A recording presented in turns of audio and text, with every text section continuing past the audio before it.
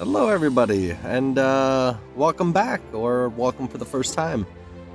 Today, we're going to look at a conspiracy theory that's really crazy, but it seems to be convincing more and more people every day. But before that, I just want to remind you that if you like our videos, please like and subscribe and turn on the notifications so you don't miss any of our weekly videos. And without any more, welcome to story time.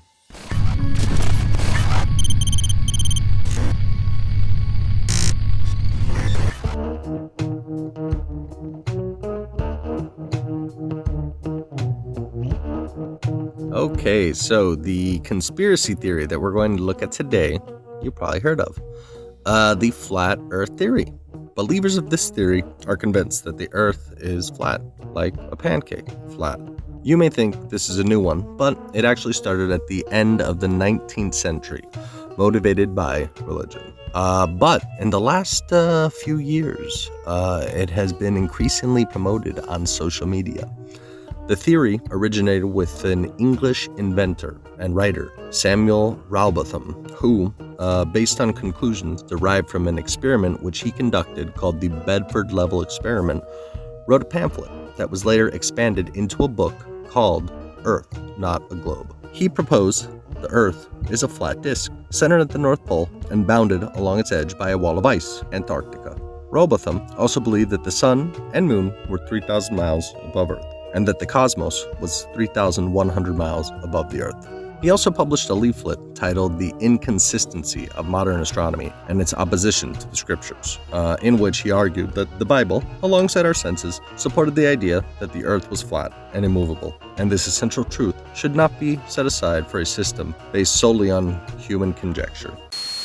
Human conjecture, yeah. Okay, so all scientists are basing their theories on pure conjecture and not studies carried out with scientific process. So, anyways, after Rowbotham's death, Lady Elizabeth Blount, the mistress of Henry VIII of England, established the Universal Zetetic Society, whose objective was the propagation of knowledge related to natural cosmogony and confirmation of the Holy Scriptures, based on practical scientific investigation.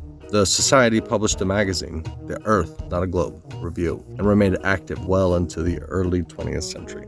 In 1956, Samuel Shenton created the International Flat Earth Research Society as a successor to the Universal Zetetic Society. Given Shenton's interest in alternative science and technology, the emphasis on religious arguments was less than in the predecessor society. And when he died in 1971, Charles Johnson inherited part of his library and established and became president of the International Flat Earth Research Society of America and Covenant People's Church in California. Over the next 3 decades, under his leadership, the Flat Earth Society grew to a reported 3,500 members. The Flat Earth Society's most recent model is that humanity lives on a disk with the North Pole at its center and a 150-foot high or 46-meter high wall of ice, Antarctica, at the outer edge.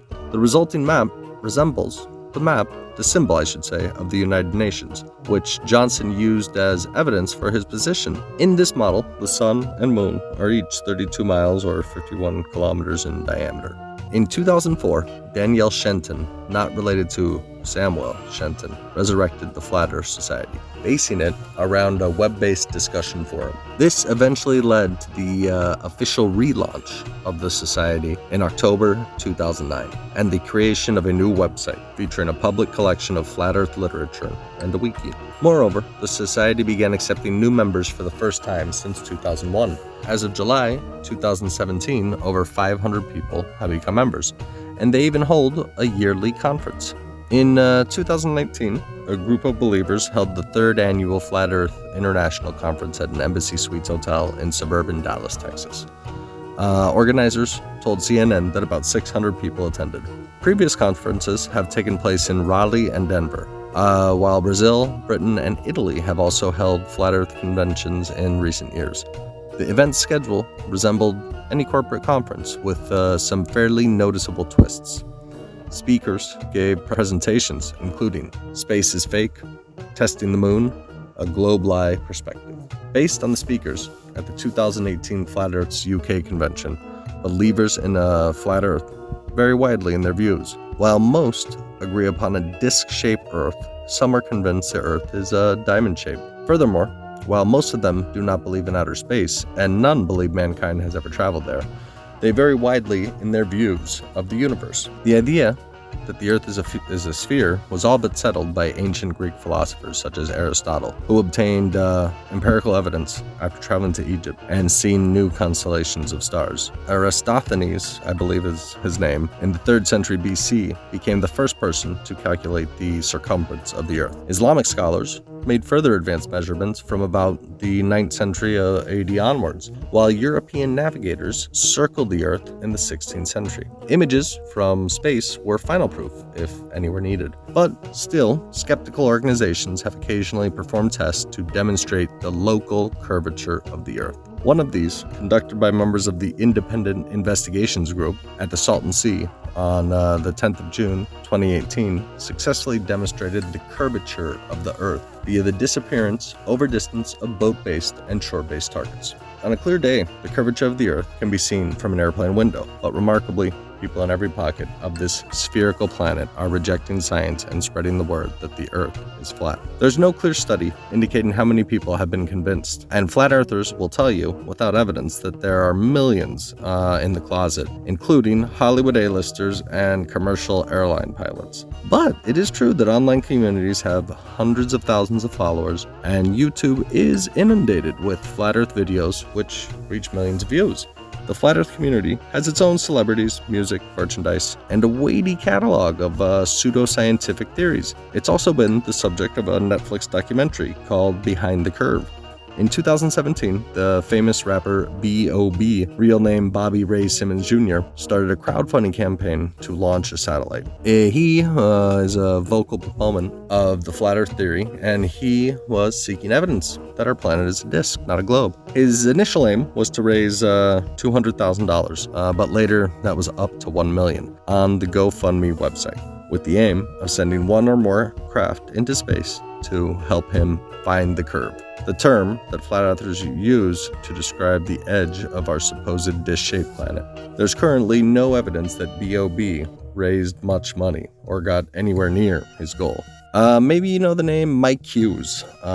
He was a daredevil, and flat earth conspiracy theorist who used a home-built manned rocket in an attempt to see for himself if the Earth was flat or not. He did this on March 24th, 2018. His rocket, made of scrap metal, was estimated to have cost $20,000. And using a mobile home as a custom launch pad, he did manage to climb up to 1,875 feet, or 572 meters. That first time ended with a hard landing, but his parachute successfully deployed. Although not having proven his point, the amateur rocketeer, I should say, was not seriously injured, and he remained firm in his flat Earth beliefs. He claimed that the real evidence would come with larger rockets. He was killed in an accident on February 22nd, 2020, while trying to prove that the Earth was flat. Physicists may mock the notion of a flat Earth, but the idea is gaining traction, particularly among people susceptible to other conspiracy theories. I've never seen anything grow this fast, says Robbie Davidson,